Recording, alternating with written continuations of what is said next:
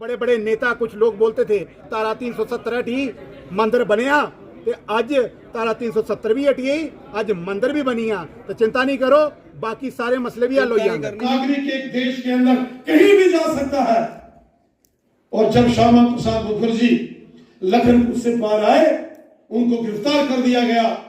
बाद में उनकी 23 जून को उनकी हत्या कर दी गई 1953 में और फिर पूरे जम्मू कश्मीर के साथ साथ पूरे भारत में प्रचंड उग्र आंदोलन हुआ था। उस आंदोलन के बाद जम्मू कश्मीर से एक प्रधानमंत्री खत्म कर दिया गया था। साहब फाइनेंस मिनिस्टर थे, पूरे देश ने जीएसटी लागू की। जनाब जम्मू कश्मीर की असेंबली में हंगामा हो गया, हम नहीं लागू करेंगे। हमने कहा कैसे नहीं करोगे। मोहम्मद मकबूल शेरवानी साहब को और मास्टर अब्दुल अहद लोन जैसे लोगों को, क्रांतिकारियों को, जिन्होंने अपने जिस्म के टुकड़े टुकड़े कराए लेकिन तिरंगा झंडा डाउन नहीं होने दिया कश्मीर घाटी। ये देश हमारा है, हम इस देश के हैं। अटल बिहारी वाजपेयी साहब ने कहा था भारत कोई मिट्टी का टुकड़ा नहीं, दुश्मन को हम नहीं बख्शेंगे। सवाल पैदा नहीं हो सकता जो भारत देश के खिलाफ षड्यंत्र करे। जवाहरलाल नेहरू, राजीव गांधी, सोनिया गांधी तो कुड़ी भी आई पटेरे दे घरे ਉਹਦੇ ਕੰਨੇ भी गांधी गांधी ला लेना ਉਹਦੇ ਛੱਡੋ ਉਹਦੇ भी गांधी ला देना के देखो जी समझ आ कर दिया तुम कुछ उत्थे उहिया चले सकदा जेदे कन्ने दूआ नहीं चल सकदा। आवे है वो अखां का चमको देन तुम क्या करना। वो अमेरिका का बुढ़ा नठी गया उठो तो जे हुंदा साडे कोल क्या बात। हाय हाय हाय।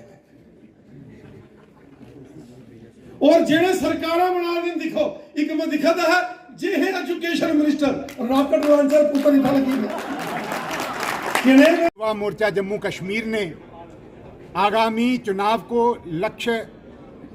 चुनाव के लिए लक्ष्य लेते हुए आज युवा संपर्क अभियान का शुभारंभ किया है।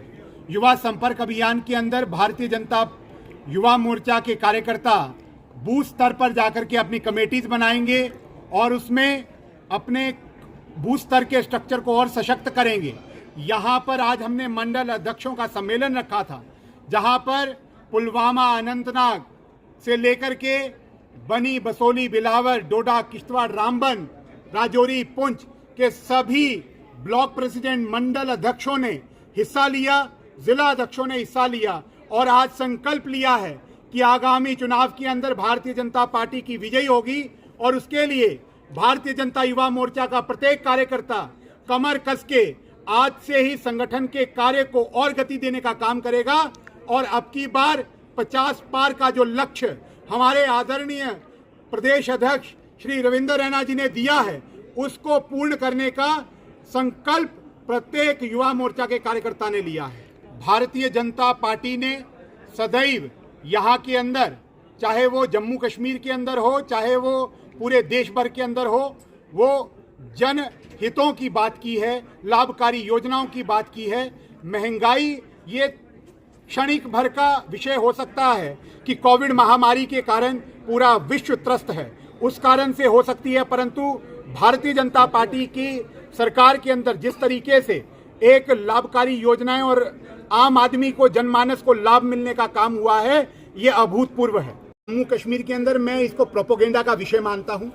जिस तरीके से माननीय मोदी जी ने सेल्फ एम्प्लॉयमेंट के लिए स्कीम्स निकाली हैं, सभी जिलाध्यक्ष यहाँ पर आ जाएं आगे, जो लोग यहाँ स्टेज पे इतनी योजनाओं के तहत आम युवा को रोजगार का मौका दिया जा रहा है, जो केवल जॉब सीकर नहीं होगा, जॉब प्रोवाइडर भी होगा। और उसके साथ साथ जम्मू कश्मीर के अंदर, जबकि पूरे देश के अंदर अगर सबसे ज्यादा देखा जाए तो अगर रोजगार मिला है इस 2 वर्ष के कार्यकाल के अंदर तो वो जम्मू कश्मीर का राज्य है।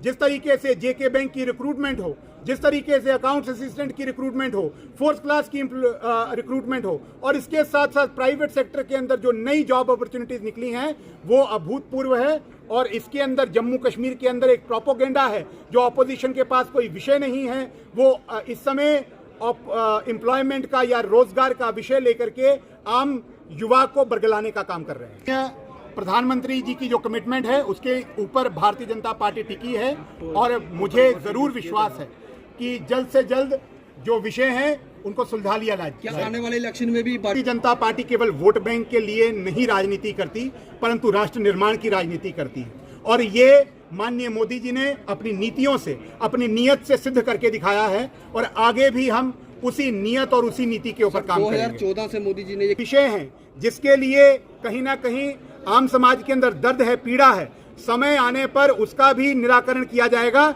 और माननीय मोदी जी जो कहते हैं उसको करते हैं, क्योंकि हमारी कथनी और करनी एक है।